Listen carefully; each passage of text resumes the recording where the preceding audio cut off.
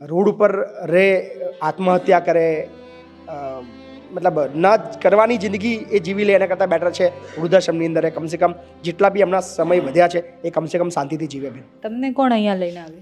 મારા બાબુ. તમારો બાબુ? અને કેમ બાબુ અહીંયા મૂકી ગયો? બેન, છોકરાને વહુને નહોતું ગમતું મૂર્યાથી. બાપુ રાખે છે, સારું રાખે, માતર જેવું રાખે છે. કોનો આશરો પોષો બાપ? મારો ઇન્ટેન્સ હતો કે જે મારા પાસે જે બાળક છે, જે દાદા ઉછેરે છે, દાદી ઉછેરે છે, એ અહીંયા રહેવા આવે. પણ અહીંયા તો કિસ્સા જ કંઈક જુદા છે. અહીંયા મારી પાસે લગભગ 60% એવા છે જેમના દીકરાઓ છે, સક્ષમ છે.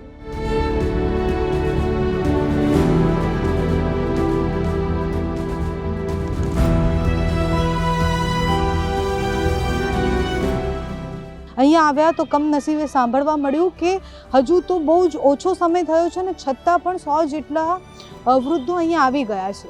એટલે હું અહીંયા આવી ગયો. ભાઈ કે તું નીકળી જા, મમ્મી પપ્પા નીકળી ગયા એટલે કે તું નીકળી જા, હું તને સંભાળું નહીં, તું મારા માટે મરી ગયો. એકલી આવ્યા? રાતે 12 વાગે નીકળી હતી ઘરેથી બાજીને. મારે બહુ અને મારી દીકરી બે બાતી હતી મારા એરે કે તમે છોકરા રાખતા નથી અને છોકરીને માંદી હતી ને કે તમે માંદા પાડ્યા ને બધું. મકાન હતું એ સમજુ તો કરીએ ને 3 છોકરાને 25 લાખ આપણે આપી દીધા. પછી વારા કરવા માંડ્યા. પછી નાનો છોકરો 6 મહિના રાખ્યા.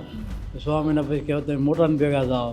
મોટો એમ કે મેં કીધું એ ફોન કરે તો હું જાઉં, કાંઈ મને લઈ જાય જાઓ, લેવા જ ન આવ્યો.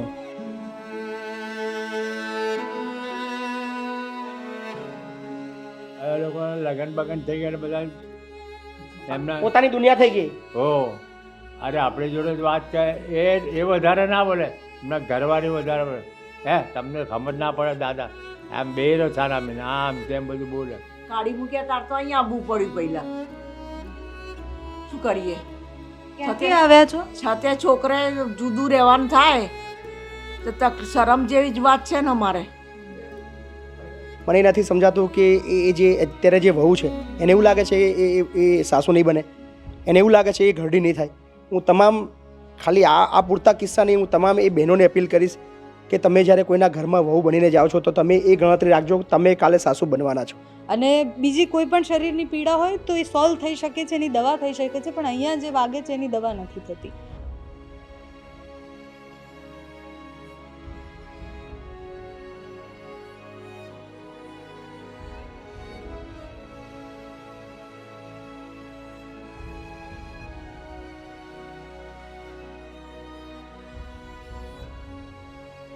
ના બા એવું કહે છે કે બાપુ મને 2 દિવસની રજા આપો, હું મારા છોકરાને જોઈ આવું, બહારથી જોઈ આવું, હું ઘરે નહીં જાઉં. એ વસ્તુ આજે બી લોકો બોલે છે. બહુ આ એ પીડા દર્શાવે છે એમની. મેં હું સ્ટેશન ઉપર રહેવાની હતી. રાઈટ મેં કે ક્યાં જાઉં સ્ટેશનમાં તો બધા હોય એટલે બીક ન હોય. ત્યાં બેન પછી રિક્ષા ભાઈએ કીધું મને કે તમે અહીંયા જાઓ, બાપુ અહીંયા છે તમને રાખશે કે. પછી અહીંયા આવ્યું. એ કદાચ હું દાવા સાથે કહી શકું કે આવતા 1 વર્ષની અંદર મહિપતસિંહ પાસે 1500 વૃદ્ધો હશે અને એ તરછોડાયેલા વૃદ્ધો હશે, નિરાધાર નહીં હોય. એવું કહેવાય કે આપણે જે કહેતા હતા ને કે કળિયુગની એક પરાકાષ્ઠા આવશે અને એ આ છે કે તમારા મા બાપને તમે મા બાપ તરીકે નથી જોતા, તમે એને મની બેંક તરીકે જુઓ છો કે એ લોકો જીવે છે, એમનો અંગૂઠો છે, એમની સિગ્નેચર છે, એમની પાસે પૈસા છે, ત્યાં સુધી એમને રાખીશું. જેમ જ પૈસાનો વહીવટ થાય પછી કોણ બાપ ને કોણ દીકરો.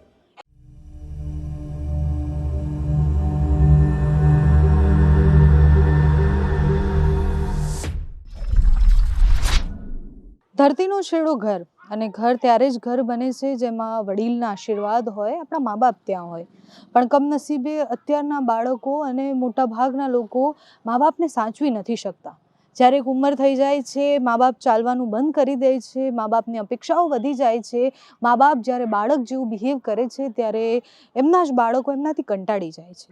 જે મા બાપે હાથ પકડીને ચાલતા શીખવાડ્યું, દોડતા શીખવાડ્યું, પોતાના ખભા પર બેસાડ્યા, એ બધાને આ લોકો હાથ પકડી અને વૃદ્ધાશ્રમ મૂકી આવે છે. અમે અત્યારે મહિપતસિંહના વૃદ્ધાશ્રમમાં આવ્યા છીએ. એમને નવું વૃદ્ધાશ્રમ બનાવ્યું છે અને ધરતીનો છેડો વૃદ્ધાશ્રમ એને નામ આપ્યું છે. અહીંયા આવ્યા તો કમનસીબે સાંભળવા મળ્યું કે હજુ તો બહુ જ ઓછો સમય થયો છે અને છતાં પણ 100 જેટલા વૃદ્ધો અહીંયા આવી ગયા છે. એટલે આ સમાજની એ તસવીર છે જે કોઈને જોવી ના ગમે, પણ છતાં પણ આ થઈ રહ્યું છે. અનેક મા બાપ એવા છે જે પોતાના બાળકો સાથે જીવવા માટે ઝઝૂમી રહ્યા છે, પણ એમને નથી રાખતા એમના બાળકો.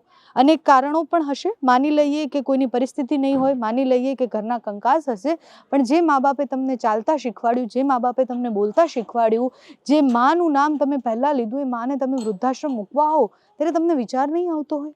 અહીંયા આવ્યા છીએ એ લોકો સાથે વાત કરવી છે, એ વૃદ્ધો સાથે, બા દાદા સાથે વાત કરવી છે, એમની પરિસ્થિતિ પણ સમજવી છે. મહિપતસિંહ સાથે પણ વાત કરીશું, કારણ કે ઓલરેડી એક સંકુલ તો છે જ જેમાં જે બાળકો છે એ બાળકોને રાખવામાં આવે છે. મહિપતસિંહ, પહેલાં તો તમે નવું વૃદ્ધાશ્રમ બનાવ્યું, પણ તમને શું લાગે છે કે આ આપણા સમાજની એક ખરાબ છબી નથી કે બાળકો જે મા બાપે હાથ પકડીને ચાલતા શીખવાડ્યા એ મા બાપને હાથ પકડી અને વૃદ્ધાશ્રમ મૂકી જાય છે? ચોક્કસથી બેન, બહુ સારો સવાલ પૂછ્યો છે અને ખૂબ કડવી પણ બહુ સત્ય વસ્તુ છે કે જેટલા વૃદ્ધાશ્રમ વધુ એ ખરાબ નિશાની કહેવાય. કારણ કે વૃદ્ધાશ્રમ શા માટે હોવા જોઈએ? આખી જિંદગી જેમને પોતાના દીકરાઓ માટે બધું ન્યોછાવર કરી દે છે, આખી મતલબ પીડા, તકલીફો, આખો દિવસ રાત દિવસ કામ કરીને જે પણ બચાવે છે એ પોતાના બાળકો માટે. એને એવું લાગે છે કે મારો જે બાળક છે એ સિક્યોર બને, આગળ વધે અને મારા ઘડપણનો સહારો બને, એક આશા હોય છે. પણ અહીંયા જે પરિસ્થિતિ કંઈક જુદી છે.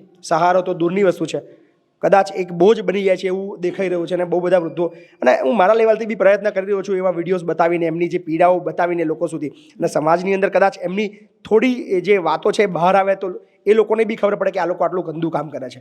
સો બહુ ખરાબ છે જ, પણ બીજો કોઈ ઓપ્શન નથી.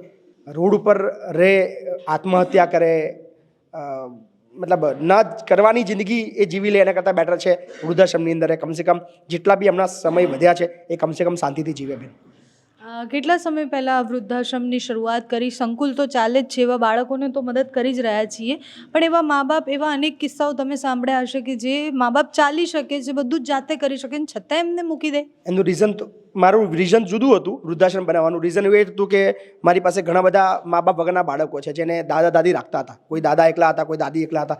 તો વિચાર એવો આવ્યો હતો કે ભાઈ એ દાદા લોકોને આપણે પાછા અહીંયા લાવી દઈએ તો એ બાળક સાથે રહી શકે. એ હેતુથી મેં ચલાવ્યું હતું. પણ જ્યારે શરૂ કર્યું ત્યારે એવો અંદાજો નહોતો કે આવા અઢળક કિસ્સાઓ છે. મારો ઇન્ટેન્સ હતો કે જે મારા પાસે જે બાળક છે, જે દાદા ઉછેરે છે, દાદી ઉછેરે છે, એ અહીંયા રહેવા આવે. પણ અહીંયા તો કિસ્સા જ કંઈક જુદા છે. અહીંયા મારી પાસે લગભગ 60% એવા છે જેમના દીકરાઓ છે, સક્ષમ છે. ઘણા એવા છે જે કરોડપતિ છે, જે પોતે કરોડપતિ હતા એવો દાવો કરે છે, પણ કરોડપતિ હોવા છતાં પણ અત્યારે વૃદ્ધાશ્રમની અંદર આશરો મેળવે છે. કંઈક એમની પીડા છે. કદાચ આ કેમેરાના સામે આપણે અમુક વસ્તુ ના બોલી શકીએ, પણ ખૂબ આઘાતજનક અને દુઃખદાયક ઘટનાઓ અત્યારે રોજ હું જોઈ રહ્યો છું. અને દુઃખ એ વાતનું થઈ રહ્યું છે કે કદાચ જે મારી પાસે 1000 બાળકો છે એ કદાચ એ સંખ્યા નાની પડશે અને આવતા 6 મહિનાની અંદર એ સંખ્યા કદાચ અહીંયા ક્રોસ થવાની છે. બેન, અહીંયા જે બા દાદા છે એમની સાથે વાત કરીએ. આપનું શું નામ છે? નટુભાઈ ઠક્કર. અને નટુભાઈ, તમે ક્યાંથી આવ્યા છો? અહીં વસો જ. વસોલથી આવ્યા છો. અચ્છા, તમને અહીંયા કોઈ મૂકી ગયું, તમે જાતે? ના, જાતે જ આવે છું. મારે ત્યાં તકલીફને લીધે. પગમાં તકલીફ છે? ઘર છે પણ મેળા ઉપર છે, હૈયારું છે, એટલે મેળે ચડાય નહીં ને, એટલે તમારા દીકરા અને દીકરીઓ? કોઈ નહીં, હું એકલો છું. કોઈ નથી. અહીંયા કેટલા માળનું બિલ્ડિંગ બનાવ્યું છે? કેટલી કેપેસિટી છે આપણી? 3 માળનું છે. અત્યારે કેપેસિટી તો 100 ની કહેવાય, પણ એના કરતાં બી વધારે થોડું કન્જેક્ટર છે. અને નવું અત્યારે વૃદ્ધાશ્રમ, દિવ્યાંગ આશ્રમ બંને કમ્બાઈન ચાલે છે, જ્યાં 250 લોકો રહી શકે એવી વ્યવસ્થા છે. તો 40-45 જેવા આપણે જે બહુ ક્રિટિકલ સિચ્યુએશનવાળા છે એમને ત્યાં દિવ્યાંગ આશ્રમ, જે વૃદ્ધાશ્રમ જે કમ્બાઈન છે ત્યાં આપણે રાખ્યા છે. અને જે થોડા સક્ષમ છે, જે ચાલી હરી ફરી શકે છે, એવાને આપણે અહીંયા રાખીએ છીએ. ત્યાં અંદર જે બા છે એ બધા સાથે વાત કરી, કારણ કે મેં બહુ જ બધી એવી આંખો જોઈ છે જે ઝંખે છે પરિવાર માટે, જે ઝંખે છે પોતાના બાળકો સાથે રહેવા માટે કે પોતાના પુત્ર પૌત્રી સાથે રહેવા માટે. બા, શું નામ છે તમારું? શાંતાબેન. અને શાંતાબેન, ક્યાંના છો તમે? લુણાવાડાના. લુણાવાડાના છો. તો તમને અહીંયા કોણ લઈને આવ્યું? મને મારા બરોડા સંબંધી હતા ને તે લઈને આવ્યા. તમારા દીકરા દીકરીઓ કોઈ છે? કોઈ નથી. કોઈ નથી. ના. તો તમે એકલા રહેતા હતા હા પહેલા? હા એકલી રહેતી હતી. હમ. બરોડા રહેતી હતી, હમ. પણ હું વતન લુણાવાડા, પણ રહેતી હતી બરોડા. હમ. તો દીકરા ક્યાં ગયા, દીકરી કોઈ? કોઈ નથી, મને છે જ નહીં કોઈ દીકરા દીકરી. તો અહીંયા ફાવી ગયું છે હવે હા રહેવાનું? મને સારું છે, મને તો ઘણું સારું લાગે. સારું લાગે. હા સારું લાગે. ચાલી શકાય છે, હરી ફરી શકાય? હું તો બધું હરી કરીને આરામથી નહીં. હું તો હમણાં ચાલુમાં આવી ત્યાંની 2 મહિનાથી આવી ત્યાંની વાસણ ઘસું છું. 2 મહિનાથી મને તો સારું છે, કોઈ તકલીફ નહીં. ખાલી એકલી બીપી જ છે, મને બીજી કોઈ તકલીફ નથી. બીપીની તકલીફ છે? ખાલી બીપી જ. તમારું બા શું નામ છે? શારદાબેન અને શારદાબેન, તમે ક્યાંથી આવ્યા? સંધાણાથી, સંધાણા. એ ક્યાં આવ્યું? ખેડા જિલ્લા. ખેડામાં છે. અચ્છા. અને તમને કોણ અહીંયા લઈને આવ્યું? મારા બાબુ. તમારો બાબુ. અને કેમ બાબુ અહીંયા મૂકી ગયો? બેન છોકરાને વહુને નહોતું ગમતું, હું રહેતી. વહુને નહોતું ગમતું. શું ઉંમર થઈ તમારી બા? મારી 80 થઈ ગયા. 80 વખત વર્ષ. અને તમારા છોકરાની ઉંમર કેટલી હશે? 55 જેવી હશે. તો ઘરમાં બીજું કોઈ નથી, દીકરી કે બીજો દીકરો કે કોઈ? એક દીકરો હતો તો ઓફ થઈ ગયો, વડોદરા રહેતો હતો, ઓફ થઈ ગયો. શું માંગો છો ભગવાન જોડે માળા જપીને? ભગવાનનું નામ લઈએ બેન, શું માગવાનું? મોત માગવાનું, હવે બીજું શું માગવાનું? શું કામ મોત માંગવાનું? મોત તો માગવું પડે ને, મોત થાય એટલે મોત સારી રીતે આવે એટલે બસ દુઃખી ના થઈએ. અત્યારે ખુશ છો અહીંયા? ખુશ છીએ અહીંયા તો, સરસ મજાનું ફાવે. તો તમે ક્યારે દીકરાને સવાલ ના પૂછ્યો કે હું ચાલી શકું છું, હું બધું જ કરી શકું છું, મેં તને મોટો કર્યો અને તું મને કેમ મૂકી જાય છે? છોકરાને બહુ ના ફાવે એટલે મેં કહે ને ભાઈ મૂકવા જ મને, તમારી બેન ફાવે એટલે બસ. તમે સામેથી એવું કીધું કે મને મૂકે? હા. કેમ ના ફાવે છોકરાને વહુને પણ? તબ બહુને ના ગમતું હોય, રોજ કકરાટ કરે, આપણને ના ગમે. અહીંયા શાંતિનું જીવન લાગે છે? હા એ શાંતિનું લાગે. ઘરે જવાની દીકરાને કે તમારા દીકરાના દીકરાઓને મળવાની ઈચ્છા થાય? ના, અમારે એક દીકરી થઈ મળાતો જ મળશે, દીકરા દીકરી. તો આવે મળવા તમને? આવી નહીં હજી સર, છોકરો હશે ને નાનો ચાલે. દીકરો આવ્યો મૂકીને ગયો પછી મળવા? નહીં આવ્યો. ફોન નંબર આવ્યો સર, આવશે મળવા? આવશે. તમારું શું નામ છે? ખાલી હવે તો નામની કોઈ જરૂર નથી, ત્યાગથી મારું જીવન છે. 7 વર્ષની ઉંમરથી બ્રહ્માકુમારી જાઉં છું, એટલે મારું જીવન ત્યાગથી છે. નહીં ગામ નહીં નામ. તો કેમ બધું ત્યાગી દીધું? મારે પહેલેથી મારો સ્વભાવ સત્સંગમાં હતો, એટલે મારી વિચારધારા અલગ હતી. તો મને મારા મમ્મી પપ્પા સમજી શકતા હતા, તો મમ્મી પપ્પા હતા ત્યાં સુધી મમ્મી પપ્પા સાથે રહેતી હતી. મમ્મી પપ્પા ઓફ થઈ ગયા એટલે મમ્મી પપ્પાએ મને કીધું હતું કે તું ઘરડા ઘરમાં રહેજે, એમ કે તારી વિચારધારા અલગ છે. તો બીજા માણસો મારા વિચારને એક્સેપ્ટ નહીં કરી શકતા, મારી વિચારધારા અલગ છે. કારણ કે હું પહેલેથી બ્રહ્માકુમારીમાં રહેલી છું, એટલે મારો એક જીવનધેરી જ અલગ છે. તો મને અહીંયા બાપુ સમજી શકે છે, એટલે બાપુ સાથે ફાવે છે. તો બાપુએ આશ્રમ નહોતું બનાવ્યું એની પહેલા ક્યાં રહેતા? પહેલા બી બાપુ પાસે હતી. બાપુ સાથે? પહેલા મારા મમ્મી પપ્પા સાથે હતી. મમ્મી હમણાં 1.5 વર્ષથી જ ઓફ થઈ ગયા. પછી મને બાપુની પહેચાન હતી, એટલે હું બાપુ પાસે રહેતી હતી, ત્યાં સંકુલે બાપુ ભેગી. એટલે બાપુ મને મારી વિચારધારાને સમજી શકે છે કે બાનું જીવન પહેલેથી ત્યાગથી છે. તો બસ મારે બાપુ સાથે હવે તો બાપુના કાંધે ચડીને શમશાન સુધી જવાનું છે. આયુષ છે ત્યાં લગી ખુશીથી રહેવાનું છે. અને તમે તો જોયું છે બાપુ જોડે સતત રહો છો, એટલે કે કોઈ બાળકોને મૂકી જાય ને હવે વૃદ્ધાશ્રમ બનાવ્યું છે તો કોઈ મા બાપને મૂકી જાય છે. તો આ આપણું સમાજ ને આ આપણી સમાજની કેવી તસવીર? એટલે મારું કહેવાનું તો છે ને કે હરેકને આ કુદરતી બક્ષિસ છે, મેમરી છે ને, તો મારા વિચાર કોઈ દિવસ તમે એક્સેપ્ટ ન કરી શકો, તો તમારા વિચાર હું એક્સેપ્ટ નથી જ કરી શકવાની. તો હરેક વ્યક્તિએ પોતપોતાના વિચારથી સ્વતંત્રતાથી જીવવું જોઈએ, કોઈના રસ્તાનો કાંટો ન બનવું જોઈએ, કોઈને દુઃખ થાય એવું ન વર્તવું જોઈએ. બસ મારે બાકી તો આ દુનિયામાં આવ્યા છે તો આ બધું આવવાનું જ છે ને. આ બધું જોવાનું જ છે આપણે. હા એ તો જેમાં જે તમે જાઓ જીવનમાં એ તમને મળવાનું જ છે. તમે સંસારમાં જાઓ તો સંસારના દુઃખ તો મળવાના જ છે ને. તો એ તો આપણે કૂવો ખોદી છે તો પૂરવું પડે. આપણું જ બધું કરેલું છે જે આપણને દેખાય છે. બા તમારું શું નામ છે? મંજુલાબેન, અને મંજુલાબેન તમે ક્યાંના છો? અમદાવાદ. અમદાવાદના છો. અચ્છા, તમને અહીંયા મંજુલાબેન કોણ લઈને આવ્યું? મારે બહુ લઈને આવ્યો. બહુ લઈને આવ્યું. અને તમારો દીકરો ઓફ થઈ ગયો. ઓફ થઈ ગયો છે. 3 વર્ષ થયા. 3 વર્ષ થયા એને મારવા. તો ત્યાં સુધી શું કરતા હતા તમે, મતલબ ઘરમાં? ઘરમાં જ કામ કરતા હતા, બીજું કંઈ નહીં. તો અહીંયા તમને ફાવે છે? હા, ફાવે છે. અને બીજું કોઈ ખરી દીકરો દીકરી બીજા? ના, એક જ છોકરો હતો મને, એ ઓફ થઈ ગયો. એનો છોકરો અને એની છોકરી છે, એ નોકરી કરે છે, 2 જણ. બહુ ઘરમાં કામ કરે. તો તમે બધા અહીંયા બેનપણી બની ગયા કે નહીં? હા, બની ગયા ને. બધા બેનપણી બની ગયા છે. બધાના મોઢા પર એવી સ્માઇલ આવી ગઈ ને જેમ જ કીધું બેનપણી બની ગયા છે કે નહીં. પણ હવે તો સુખ દુઃખના સાથી તમે બધા એકબીજા. હા હા હા.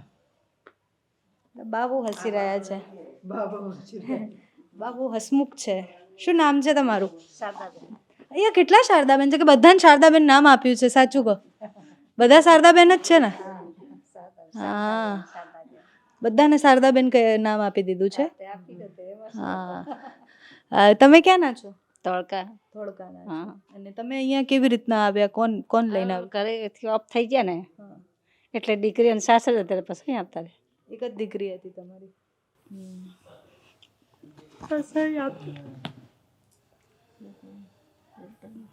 બાપુ રાખે છે, સારું રાખે, માતર જેવું રાખે છે. કોનો આશરો પોસો બાપ? ઘરે હોય તો રહીએ, ઘરના હોય તો શું કરવાનું? યાદ તો આવે ને, દીકરી અને સાસરે જતી રહી, બરાબર. આપણે શું કરવાનું? દીકરી રાખે પણ એને સાસુ સાસરા હોય, નણંદ હોય, આપણે ના રાખે ને પછી શું કર? મને તો બહુ યાદ આવે પણ શું, ઘર હોય તો અહીં થોડા આવી ગયા. બોલો, બાપુ રાખે, સારું રાખે, બહુ સારું રાખે. 2 મહિના થઈ ગયા મને. એ કોઈ યાદ ના આવવા દે, ચા લે, પાણી, નાસ્તો આલે, 2 ટાઈમ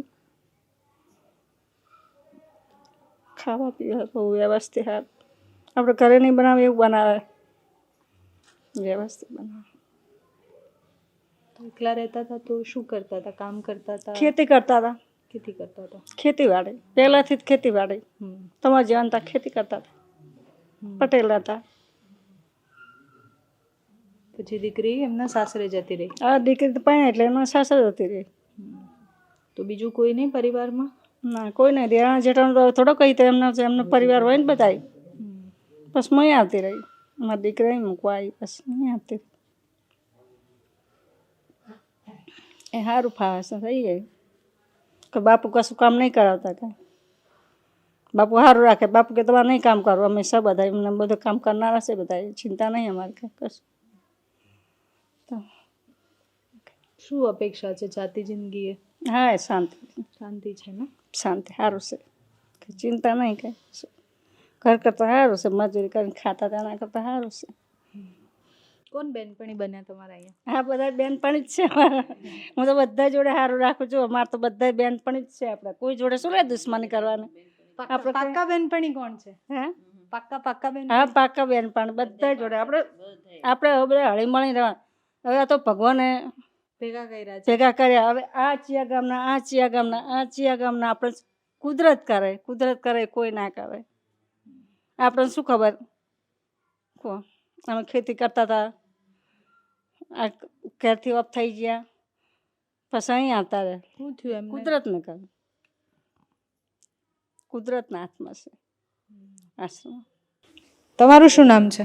મારા શીલાબેન. શીલાબેન. અને તમે ક્યાંના છો? રાજકોટથી. રાજકોટથી. અને શીલાબેન બધા બેનપણી બની ગયા છે એકબીજાના પાક્કા? બેનપણી બની ગયા છે.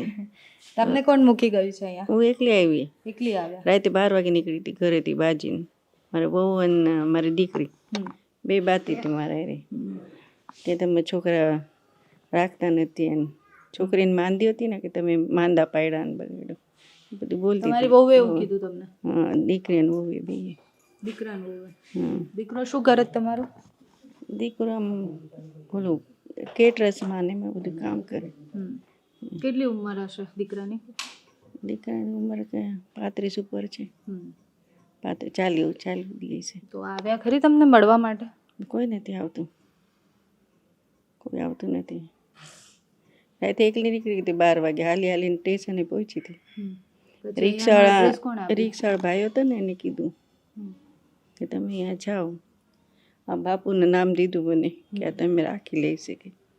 મેં હું સ્ટેશન ઉપર રહેવાની હતી. રાઈટ, મેં કે ક્યાં જાઓ સ્ટેશનમાં તો બધા હોય એટલે બીક ન હોય.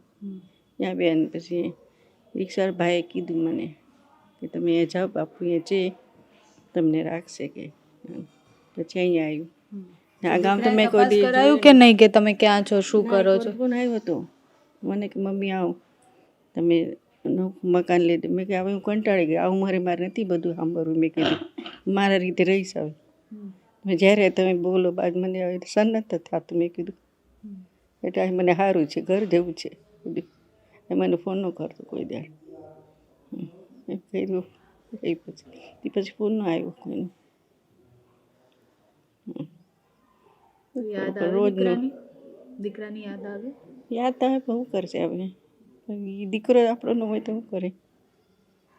બહુ કી આમ કરવાનું એને.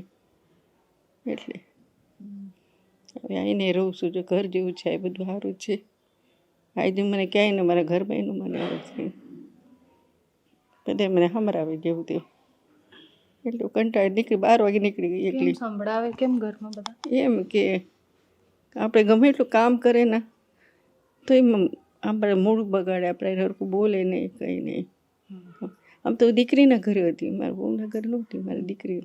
પછી દીકરી બહુ આવીને દીકરીને જેવું તે બોલે, પછી દીકરી પછી બોલવા માંડી મને. એટલે દીકરીને બહુ બે બોલ્યા અને પછી તમે નીકળી ગયા? હા, પછી મારે સન્નો થયું. પછી બહુ કેટલું સાંભળ્યું, રોજ મારે બોલવાનું થાય એટલે નીકળી ગઈ ઘરેથી.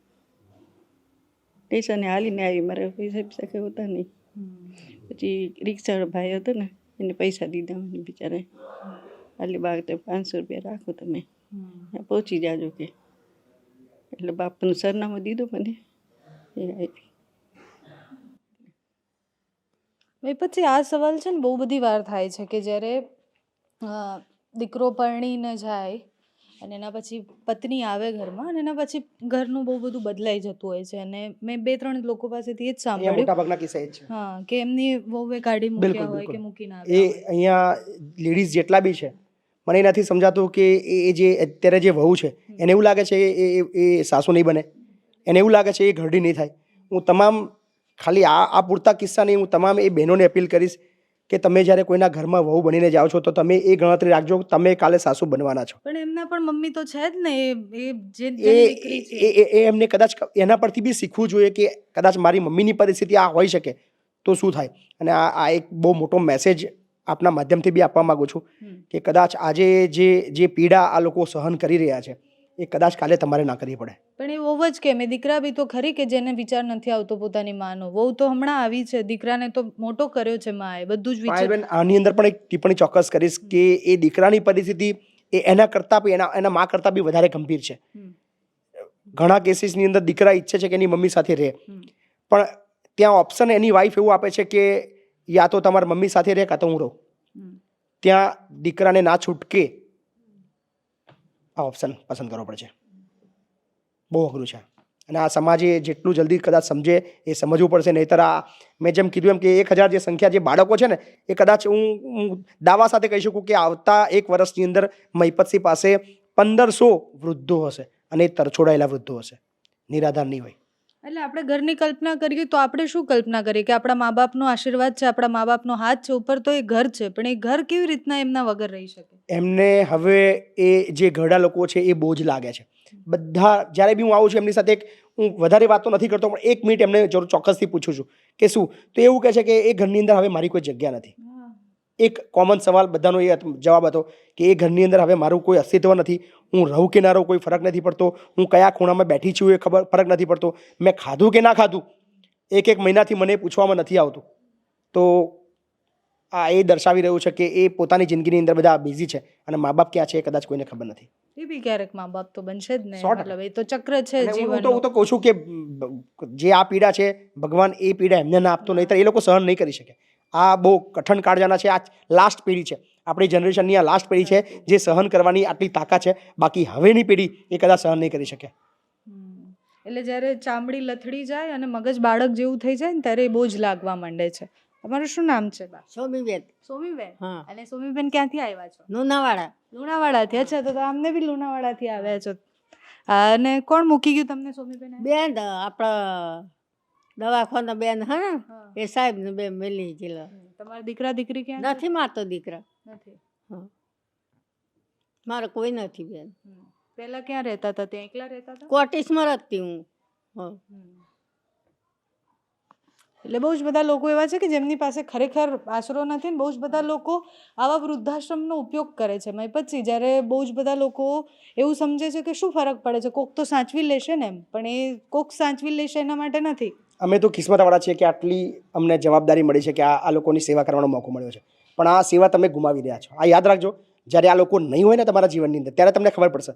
કદાચ અત્યારે તમારી લાઈફસ્ટાઈલ બહુ સારી હશે, બહુ ખુશ હશો, તમારા ઘરની અંદર કદાચ આ વૃદ્ધ નથી એ તમે અત્યારે હેપી છો, પણ યાર 2 મિનિટ બધું ભૂલીને કદાચ તમારા, હું તો ઈચ્છું છું આ વિડીયો જોયા પછી અહીંયા જેટલા બી જેના દીકરા છે એ વિડીયો જોવાના છે એ પ્લીઝ લઈ જાઓ. તમારા મમ્મી તમારા પપ્પા તમારી રાહ જોવે છે.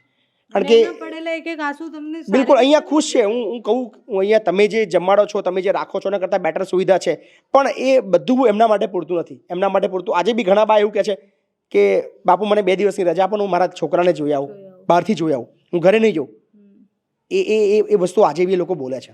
બહુ આ એ પીડા દર્શાવે છે એમની. એક માં છે એ 9 મહિના પેટમાં રાખે છે પોતાના બાળકને, એટલે એ 9 મહિના રાખે છે એટલે એના બાળક સાથેનો એ સંબંધ એ 9 મહિના વધારે હોય છે. એ પીડા જે હોય છે 9 મહિનાની બહુ જ વધારે હોય છે. અને એના પછી જ્યારે માની ઉંમર એવી આવે કે જ્યારે એના બાળકની જરૂર છે, એના દીકરાની જરૂર છે, એને ના પૈસા જોઈએ છે, એને ના ઘર જોઈએ છે, અને તમે જે પણ પરિસ્થિતિમાં રાખશો એ બધી પરિસ્થિતિમાં રહેવા તૈયાર છે, પણ જ્યારે તમે એને તડછોડો છો ત્યારે એને અહીંયા વાગે છે. અને બીજી કોઈ પણ શરીરની પીડા હોય તો એ સોલ્વ થઈ શકે છે, એની દવા થઈ શકે છે, પણ અહીંયા જે વાગે છે એની દવા નથી થતી. કાકા તમને કોણ અહીંયા મૂકી ગયું? મૂકી એક બસમાં એક ભાઈ મળ્યા હતા. મને કે આ જગ્યા હારી છે, તમે જાઓ જુઓ, મારે ટાઈમ નથી ને હું તમને મૂકી જાત. પછી એના કહેવાથી હું આવ્યો છું. સમજ્યા? તમારા દીકરા દીકરીઓ ક્યાં છે? 3 દીકરા છે, 1 દીકરી છે. મેં પૈસા બધાને 3ને છોકરાને 25 લાખ આપ્યા, પછી દેવડા ફ્રાન્ટ થયા. અને દીકરી રાખવા તૈયાર છે, પણ દીકરી ભેગું રહેવાય. દીકરી વિધવા છે 10-11 વર્ષથી, તો એની ભેગું કેમ રહેવું? એ તો કેસ છે. દીકરા શું કરે છે? દીકરા અત્યારે આડાવાળા હીરામાં નોકરી કરે છે, એક બાંધકામમાં જાય છે, ને એક છોકરો કાંઈ કરતો નથી. તો 25 લાખ આપે એનું શું કર્યું? તમે કેમ આપી દીધો? મેં તો આપણે ગરીબ સ્થિતિના હિસાબે પહેલેથી ને હું જન્મ નાચીને રખડું છું, જન્મ નાચીને. એટલે આપણે ગરીબ સ્થિતિ હોય પહેલેથી, એટલે આપણે કીધું રૂપિયા શું કરવા છે? દીકરાઓને આપી દઈએ. હા, મકાન હતું એ સમજું તો કરીએ ને 3 છોકરાને 25 લાખ આપણે આપી દીધા. એટલે પછી વારા કરવા માંડ્યા. પછી નાનો છોકરો 6 મહિના રાખ્યા. 6 મહિના પછી કહેવાય તમે મોટાને ભેગા જાઓ. મોટો એમ કે, મેં કીધું એ ફોન કરે તો હું જાઉં, કાંઈ મને લઈ જાય જાઉં, લેવા જ ન આવ્યો. પછી હું ગોંડલ પાસે એક આશ્રમમાં વિવાઈ ગયો અને 18 મહિના એક મંદિરમાં, સ્વામિનારાયણના મંદિરમાં મેં આરતી ઉતારી. પછી એક સુરત મંદિરમાં આવ્યો, ના 2 મહિના રાખ્યો. પછી નાથી મને કહે હવે તમે દાદા ન કરી શકો, હવે તમે આરામ કરો. પછી હું બીજે 4 મહિના નોકરીએ ગયો. ના મને 4 મહિનાના 2000 રૂપિયા આપ્યા. મહિનાથી તમે ઘર છોડી દીધું છે? 3 વર્ષથી. 3 વર્ષથી. અને તમારા દીકરાઓએ તસ્તી પણ નથી લીધી એ વિચારવાની કે તમે ક્યાં છો? ના, ફોને નહીં આવતા. કોને નથી આવ્યા? નહીં. એમના દીકરાઓ દીકરીઓ છે? હા. અને પરિસ્થિતિ બધાની સારી છે, એવું નથી કે તમને નહીં રાખી શકે, એવા કોઈ નથી. નહીં, બધાને 25 લાખ રૂપિયા આપ્યા છે. હા, મિલકત મારી વેચી, સુરતમાં મકાન હતું, મેં 72 લાખમાં વેચી 25 આપ્યા. 2 લાખ રૂપિયા મેં રાખ્યા. 2 લાખમાં મેં 50-60 હજાર રૂપિયા દીકરીના ભાણિયાના લગ્ન થયા એટલે મેં એને જમણવાર આપ્યો 250 માણસનો. લ્યો, એટલે 1.5 લાખ રૂપિયા વધ્યા. હજી પમદીથી હું 2 લાખ રૂપિયા જૂના છોકરા પાસે માગતો હતો. મને કે લઈ જાઓ. મેં કીધું મારી રીતે હું લઈ જઈશ. તે પમદી શુક્રવારે હું લેવા ગયો અને આ ભાઈને હું હારે લઈ ગયો. તેના અમે એફડીમાં 1.5 લાખ રૂપિયા મૂક્યા અને બીજા 40,000 રૂપિયા હું લેતો આવ્યો. તે મેં સાહેબને કીધું આ 40,000 રૂપિયા આપણે આ ફિક્સમાં મૂકી દેવા છે. આજ સવારે કીધું, કાલે કીધું કે આપણે અહીંયા આ આપણી પોસ્ટ ઓફિસ છે ને એને કાંઈ બોલાવી લઈશું અને આપણે એને મૂકી દઈશું. લ્યો. તો અચાનકથી શું થઈ ગયું કે તમે પૈસા આપ્યા અને બધું થયું તોય તમારા દીકરાઓને પડી નથી કે તમને રાખે એમ? નહીં તો જ હોય ને આવું. કોઈ હગાવાલા જે અમારા કોઈ છે કોઈને કાંઈ અત્યારે કહેવું નથી. આ સમય જેવો બેન આવ્યો છે કે અત્યારે કોઈનું કોઈ નથી. એટલે આ છે ને એ એવું કહેવાય કે આપણે જે કહેતા હતા ને કે કળિયુગની એક પરાકાષ્ઠા આવશે અને એ આ છે કે તમારા મા બાપને તમે મા બાપ તરીકે નથી જોતા, તમે એને મની બેંક તરીકે જુઓ છો કે એ લોકો જીવે છે, એમનો અંગૂઠો છે, એમની સિગ્નેચર છે, એમની પાસે પૈસા છે, ત્યાં સુધી એમને રાખીશું.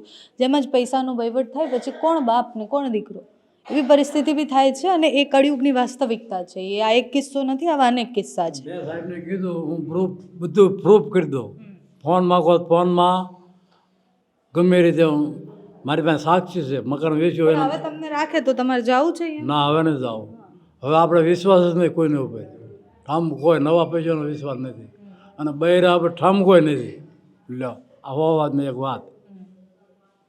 બૈરા નથી રાખે કે એક બૈરાએ શું કીધું કે નવું બૈરો છે એ કે હું આ 3 છોકરાને રાખવા આવી છું, હું ડોહાને રાખવા નથી આવી. તો એ ત્યાં જ રાખે. અને એક શું કહે છે એક વેવાય એ કે મારી દીકરીને 9 લાખ રૂપિયા ચતુર્પટલ આપે તો હું એને રાખું, એની જવાબદારી હું. 9 લાખ રૂપિયા આપણે આપી દઈએ તો એની જવાબદારી હું. કાલે હવે એ ગાંડા કાઢે શું કરવું? લો અત્યારે કોઈનું કોઈ છે જ નહીં દુનિયામાં. આ બધા છે, બધા માટે હું કહું છું. લ્યો હગાવાલાએ કોઈ નથી. મેં હગાવાલા હારે બધી કોશિશ કરી છે, કોઈ આપણા પડે એમ જ નથી. પૈસાના સંબંધો છે બધા. આ બધા પૈસાના સંબંધો. સાચી વાત છે. સોનાની મુરગી જ્યારે આપણે કોઈ સંબંધને સમજવા લાગીએ ને એટલે મેં કીધું એ પ્રમાણે કે જ્યાં સુધી ચામડી તંદુરસ્ત છે, હાથ પગ ચાલે છે ત્યાં સુધી તો હજી પણ રાખવા તૈયાર છે. પણ જેમ જેમ મગજ છે બાળક જેવું થતું જાય અને ચામડી જ્યારે લૂઝ પડી જાય ત્યારે રાખતા નથી બાળકોને. ખાલી એમ જ સમજે છે કે એ પૈસા જ છે બધું. ફેમિલીમાં ખાલી એની મમ્મી છે ને ખાલી મમ્મી પપ્પા ઓફ થઈ ગયા ત્યારે તો આવીશો. બેન છે ને બેનો છે, બેનો ખાલી ફોન કરીને સમાચાર પૂછે. બેનો રાખે. ભયો છે મારા, પણ મારા ભયો જોડે બનતી નથી, ભયો રાખતા નથી. તમારથી ઊભું થવાતું નહીં. ઊભું થવાતું નહીં છે, કંઈ કામકાજ એ થતું નહીં. આ તો મારું રીતનું મારું બીજું પર્સનલી કામ હું કરી લઉં એટલું સારું છે, બાકી બીજું કંઈ કરી શકતી નહીં. ટોટલી દિવ્યાંગ છે, એ જોઈ શકતા નથી. બે એ બ્રિજ રેલવેની ફાટકની બાજુમાં ઝૂંપડું હતું, એ રેલવેવાળાએ પાણી નાખ્યું એટલે પછી એકદમ નિરાધાર થઈ ગયા. બેવ જોઈ શકતા નથી. સુખીબેન ને દાદા મહેસાણા બાજુના એક અમારા ફોલોવર છે, લઈને આવ્યા હતા. આ છે વિજય. આ વિજય છે ઓઢવ અમદાવાદ બ્રિજ નીચે ભીખ માગતો હતો અને આખી જિંદગી મતલબ અઘરી હતી. આ મારું આ આશ્રમનું પહેલું એડમિશન. યાદ છે ખરી કે યાદ છે બધું? હા, બધું યાદ છે અને બહુ સારી વાતો બી કરે છે. વિજય, હા બેન કશું પૂછે છે? બોલો. ક્યાં રહેતા હતા પહેલા? ઓળો રિંગ રોડ. પરિવારમાં મમ્મી પપ્પા ઓફ થઈ ગયા, ભાઈ ભાભી છે, છોકરા છે, બસ. અરે હું છું. હું અહીંયા આવી ગયો. હું રોડ ઉપર હતો એટલે હું અહીંયા આવી ગયો. ભાઈ કે તું નીકળી જા. મમ્મી પપ્પા નીકળી ગયા એટલે કે તું નીકળી જા, હું તને સંભાળું નહીં, તું મારા માટે મરી ગયો એટલે હું અહીંયા આવી ગયો. રોડ કરતાં તો સારું છે ને અહીંયા, ઠંડીમાં મરવાનું એના કરતાં તો સારું છે. બસ. સગો ભાઈ હતો તમારો? સગો ભાઈ હતો.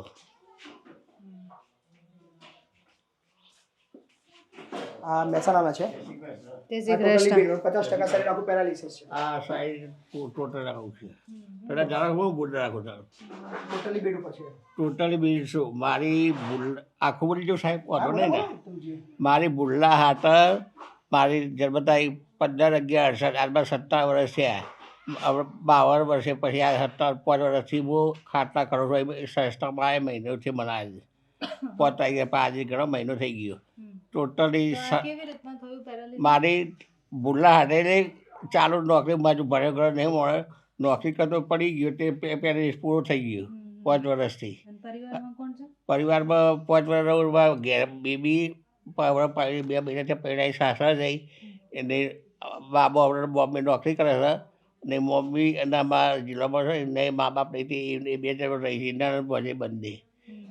અમારા બાપુભાઈ સાહેબ તો મારે કહેવું ભાઈ ભાઈ સાહેબથી તો કોઈ દિવસ હું ખોટું ભલે હતા લીધું છે ખોટું નહીં ખાધું પણ ક્યારે મિનિંગ મારો કે 1 મહિને મને કોઈ તકલીફ નહીં હાલી ના ખમાય બરાબર. હું 5 વર્ષ ગયા રહ્યો નો ડાઉટ પણ મને ઘર જેવું રાખ્યું છે મને એટલે ખૂબ ખૂબ હું ભગવાનને આભાર અને તમારા બહેનો ભાઈઓ બધો આભાર ઉપરથી સાહેબને બધા.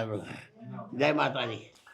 અશ્વિનભાઈ મજા? જય માતાજી. અને આનંદની વસ્તુ છે કે અમારા લવાલના છે અને રહેતા હતા બહાર પણ એમના પરિસ્થિતિ બહુ અઘરી હતી જોઈ શકતા એટલે એ વાતનો આનંદ છે કે લવાલની અંદર અમને રહેવા મળે છે પોતાના ગામની અંદર. શું છે જમવાનું? જમ્યા?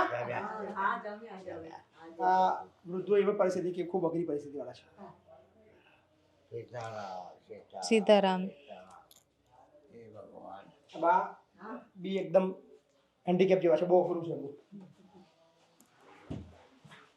બાને લગભગ 4-5 દિવસ છે ને બા? 4-5 દિવસ થયા ને? હા 4-5 દિવસ થયા. અને કોણ તમારા ઘરમાં કોણ કોણ છે બા? હે કોણ છે તમારા ઘરમાં? લગનમાં તમારા ઘરમાં કોણ છે? કોઈ અમારા ઘરમાં કોઈ નહીં અમે 2 જ જણ અહીંયા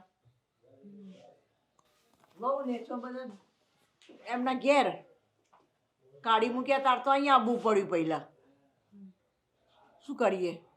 ક્યાંથી આવ્યા છો? સાથે છોકરાએ જુદું રહેવાનું થાય તો શરમ જેવી જ વાત છે ને અમારે. તો આ બા છે આ બાના દાદા છે અને 3 બાળકો છે. કોઈ છે નહીં એમને 2 બાળકો છે. એમના મમ્મી પપ્પા ઓફ થઈ ગયા તો આ મૂકવા આવ્યા હતા બેને કે ભાઈ આ બાળકો લઈ લે. મૂકો એ બે નહીં તમને બી રાખું અને તમે બી આવો. આપણે આ ઇન્ટેન્સિવ બનાવ્યું કે જે દાદી પાલવે છે બાળકો કદાચ જતા રહે તો પછી વધારે જીવી ના શકે. કદાચ સાથે રહે એમને એક રૂમ આપ્યો અહીં છોકરા તમે અહીં ભણાવશે અને તમે બી સાથે રહો. એ બેનો આશરો એકબીજાનો સાથે રહે.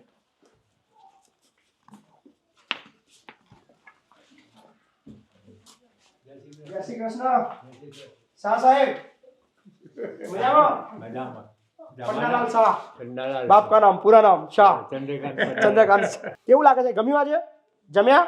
બસ ટોપ. મને તો આ જમવાનું બહુ સારું લાગે. મજા આવી ને? આજે કાલે આવ્યા તમે? ગઈકાલે આવ્યા. 24 કલાક થયા. તમને ગમશે ને આગળ એમ કહો ખાલી? બસ ગમી ગયું. अपने साथ रहने का मस्त रहने का. મસ્ત મસ્ત મસ્ત. બરાબર. ચિંતા કરવાની નહીં નહીં નહીં. છોકરા બોકરાને ભૂલી જવાનું. અરે ભૂલી ગયા છોકરા ને બોકરા. છોકરાઓનું કરવાનું. છોકરા હોત રાખ્યા તો આપણે આવું ના પડે પણ હવે ચિંતા કરવાની છોકરાને યાદ જ નહીં કરવાના. ના રે બાપા હું તો કોઈને મારી છોકરી છે આ બેન જેવી એટલે છોકરીની છોકરી છે એ મારે કઈ બી જરૂર હોય. તમારા દીકરા કેટલા? 2. શા છે? પહેલા શું કરતા હતા કાકા તમે? હા મિકેનિક હતા. હું ટ્રેક્ટર રિપેર કરતો હતો. ટ્રેક્ટર રિપેર કરતા. મેસી ફર્ગ્યુસન આવે ને એ પણ તમે ટ્રેક્ટર સારા રિપેર કર્યા પણ છોકરા સારા રિપેર ના કર્યા. સાચી વાત છે શાહ સાહેબ? સાહેબ જો મારી વાત સાંભળો. હવે લોકો લગન બગન થઈ ગયા બધા એમના પોતાની દુનિયા થઈ ગઈ. હો અરે આપણી જોડે જ વાત કરે એ વધારે ના બોલે. એમના ઘરવાળી વધારે બોલે. હે તમને ખબર ના પડે દાદા આમ બે રો સારા મીન આમ તેમ બધું બોલે. કહેવાય કે અમને જે ખબર પડે ને એ તમને કશી ખબર ના પડે. ના જ પડે. આ સફેદ થઈ ગયા કઈ વાળ કે અમારા? હા જતા રહ્યા સફેદ. હા ખરી વાત તમારી. શાહ સાહેબ મોજ કરવાની, ચિંતા નહીં કરવાની. બસ બરાબર. દિવસમાં 2 વાર મળતા રહીશું આપણે. બસ બસ. આજે 2 મુલાકાત થઈ ગઈ આપણી? ચોક્કસ. 2 મુલાકાત થઈ આપણી? થઈ. તો તમે મને મળ્યા તો મને બહુ આનંદ થાય. મને મસ્ત રહેવાનું. બસ